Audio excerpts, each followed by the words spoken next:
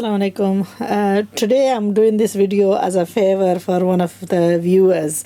They've requested that I film my industrial sewing machine, and I think there's probably in the video library there's a video of this machine lying around. Okay, now I've had this machine for about 20 years. I bought it second hand and it was from a factory. It's quite an old machine. Basically it's a powerful motor type of machine, and it has the motor fitted underneath, and the motor does several functions, but I basically use it for a very simple thing. It has like over here some speed controls and so on, and I don't use that feature.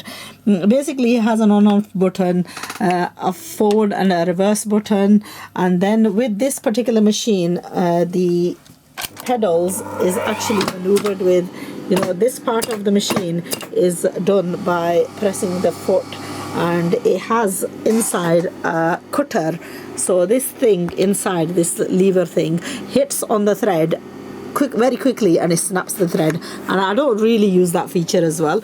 So basically the way to thread this machine is it has like a bobbin stand, and it's quite long, and it's normally the thread is fed through that up onto the top lever, fed down into this, sorry, I'm not sure where I'm doing it, into this, and then from that is fed into here and around here into these holes, around into this, down below into this side over here, and then up here, and then underneath there into this part over here, and then goes onto the opposite side and through this little hole, and then the needle, and the spool is just, you can lift that and the spool is just underneath.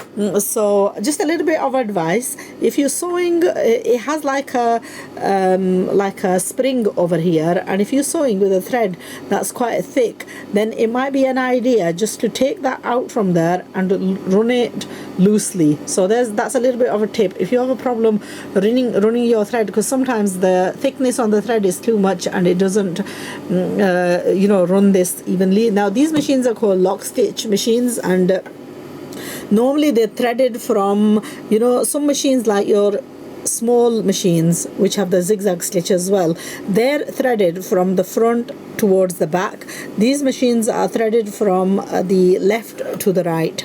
Okay, and even the needle, when you put the needle in, it has like a shank inside it, and the pointed side, the shank side, is normally towards the outside. So okay, this is my industrial sewing machine which I have used for many years, and I'm quite happy with it.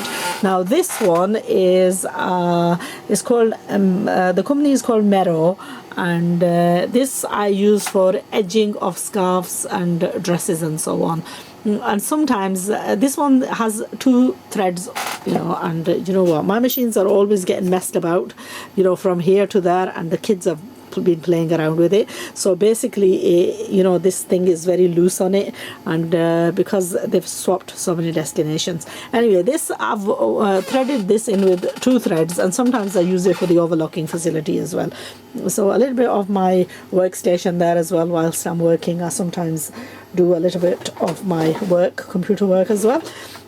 This one is a 5-thread overlocker, although I use the 3 threads on this overlocker, and I've actually got these all in sort of like close proximity. So I have like a swivel chair, and I can swivel between the 3 machines, and I don't have to get up. I've sort of like fixed them conveniently so that they're all handy.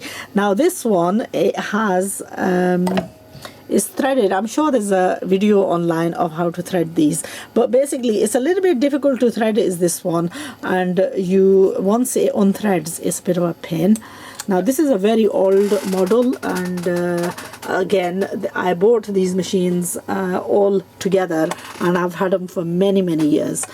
So basically the thread is fed through these, all down these holes, and this Yamato, this one is quite an old one, so I very much doubt that many people have got this one. Anyway, that's my overlocker. So these are my 3 machines that I use regularly. I have got quite a few, quite a collection of machines that are even in the lockups, which I don't use because I'm limited on space. But I don't think I could do without an industrial sewing machine because it just is so much faster and so on.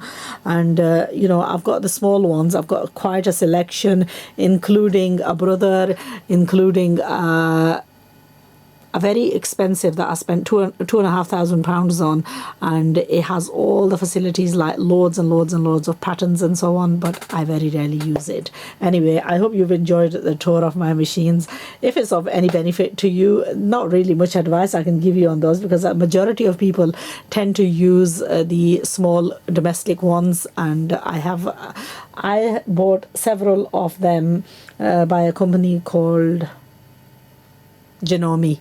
Yeah, so I chose to get Janome ones when I did the sewing classes. So for the moment, they're all in suitcases because I don't like really using them because they're just too slow, and they don't have the facility like these ones where you can lift the foot up and so on. So this one also the function of back and forth, and they're just so versatile. If you've got the space, then I would highly recommend getting one of these.